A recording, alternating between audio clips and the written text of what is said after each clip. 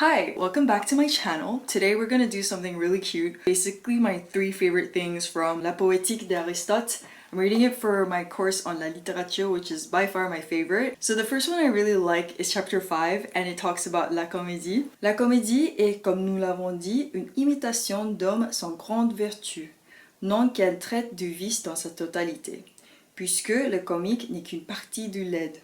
Le comique tient en effet à un défaut et à une laideur qui n'entraîne ni douleur ni dommage. Ainsi, par exemple, un masque comique peut être laide et des formes sont exprimées de douleur. So the way he describes la comédie here is this word imitation it's a really big word for the world of art. I just did a class on aesthetics, but imitation, if you want to think of the common sense of just like you see something and you imitate it by gesture, your master teaches you how to paint and you copy his technique, or you copy his subject, or even the subject itself, like you look at nature and you make an imitation of nature. So imitation is a loaded word, and sans grande vertu, so like without real great virtue, and then we're gonna see why. Non qu'elle traite du vice dans sa totalité, because it doesn't treat vice itself in its wholeness, because it is only a part of ugly. The comic holds faults and holds ugliness that doesn't come with pain or injury.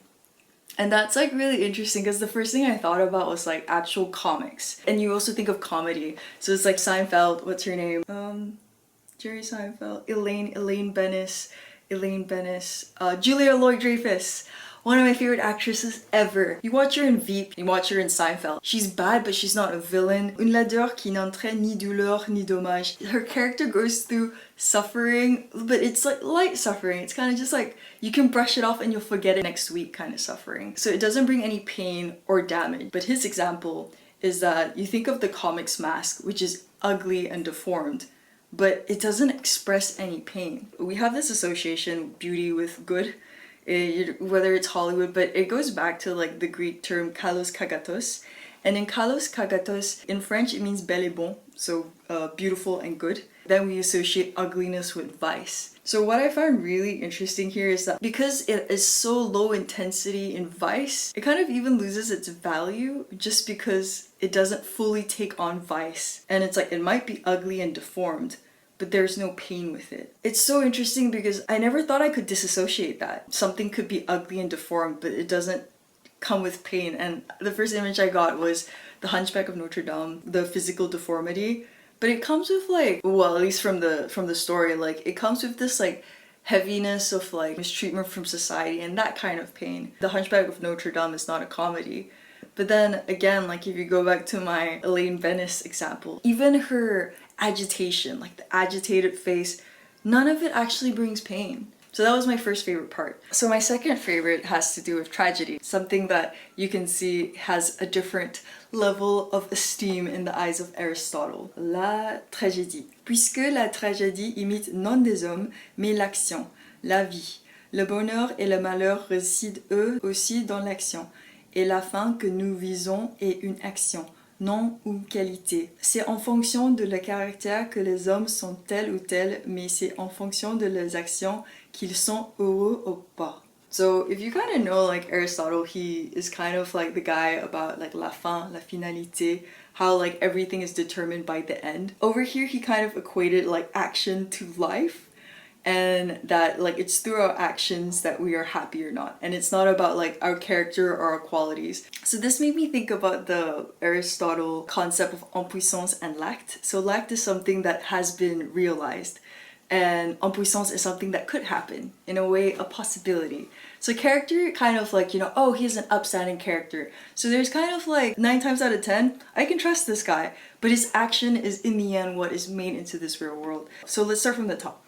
So puisque la tragédie imite non des hommes mais l'action, since tragedy is not based on men, like, you know, specific men, but action, la vie, he associates action with life, which is, you know, if life is reality and reality is what is, ce qui est, what is in the world, then you can kind of see like how he isn't wrong to equate action to life. Le bonheur et le malheur résident eux aussi dans l'action. Happiness and unhappiness lives also in action. Et la fin que nous visons est une action, non une qualité.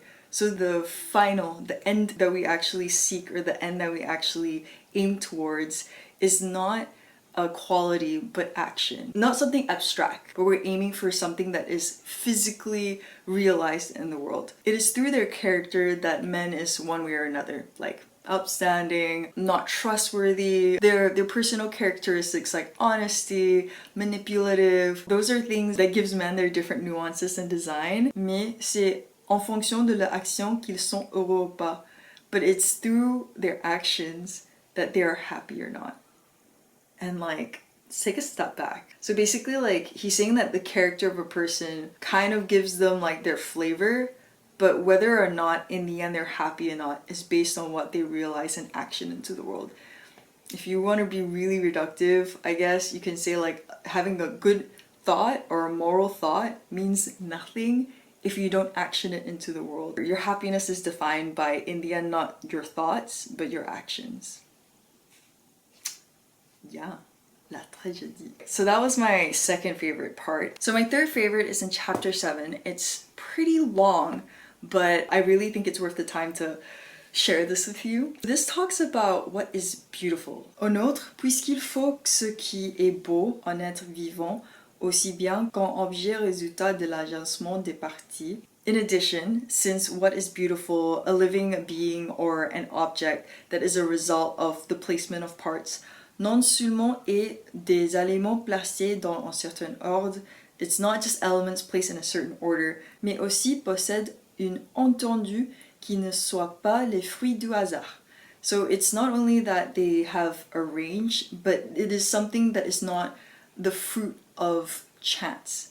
La beauté réside en effet dans l'entendu et dans l'ordre. Beauty resides in its range and order. Aussi, un bel être vivant ne saurait-il être ni très petit, car la vision est confuse lorsqu'elle s'exerce durant un temps presque imperceptible. Like, it's neither too small, because then this small vision will be so confused that it's almost imperceptible. Ni très grand, neither too big, car il n'a pas de vision d'ensemble, because then you lose the vision of its togetherness, of its wholeness. L'unité et la totalité qui résulte de la vision échappe au regard. Because if it's too big and too small, we miss the totality and the unity of the vision. Il s'ensuit que, de même que les corps et les êtres vivants doivent avoir une certaine entendue, so it follows that the body and the living beings have a certain range of a certain extent, mais que les regards puissent aisément embrasser. It's something that the gaze can easily embrace. De même, les histoires doivent avoir une certaine longueur,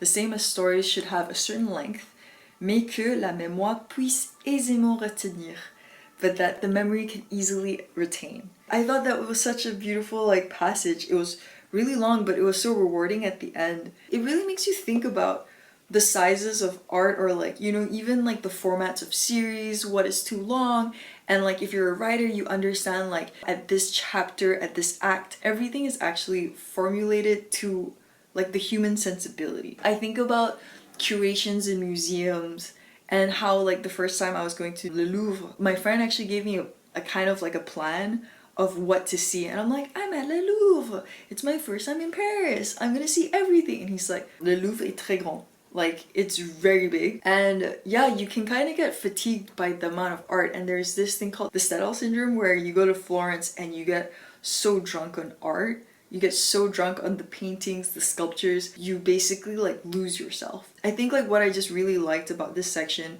is this idea that presenting something in a way that a person can grasp its totality, that they, from start to finish, they can follow you, and from start to finish they're with you on this journey. From this ability to give them the whole picture, the totality of your work, that is what makes it beautiful. I guess this kind of goes back to what he said about why comedy it doesn't hold much grand vertu, because it only has a part of something. That something that's beautiful has its totality, as in it's the fullness of what it's trying to express. That is something that is aisément easily communicated to the audience, to the gaze, to the listener. I'm behind embracing something for its full value, not value in terms of money exchange value, but like appreciating something for its totality, its wholeness. And like when we use the word unité, it's kind of like the common aspect that links everything together.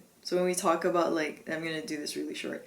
When we talk about le beau, it's not based on like characteristics, like physical characteristics, but it's like the essence. And that's the essence of philosophy in the way, is that you try to find like this commonality that links everything to everything.